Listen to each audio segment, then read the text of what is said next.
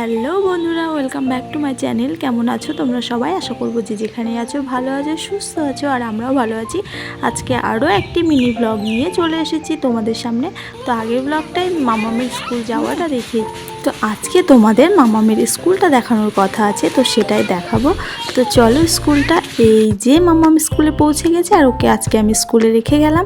তো ও স্কুলে সেভাবে কেউ আসেনি। স্কুল বলতে ওর তো সবেমাত্র 2 বছর 6 মাস বয়স, তো স্কুলে ভর্তি করানো হয়নি। আর যে স্কুলে মানে খিচুড়ি ডিম দেয় আর কি, সেন্টার, তো সেটাই আর কি ওখানে আসে। তো পাশের এই যে পাশের বাড়ির দুটো বাচ্চার সঙ্গে ও চলে এসেছে, মানে ওকে রেখে গেলাম আর কি। আর এই হচ্ছে ওদের ঘর।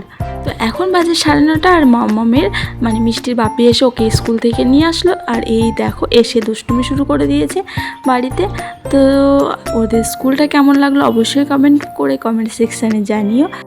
তো এখন খাবো হচ্ছে চা, আর ওইদিকে আমার রান্নাও প্রায় মোটামুটি কমপ্লিট হয়ে এসেছে।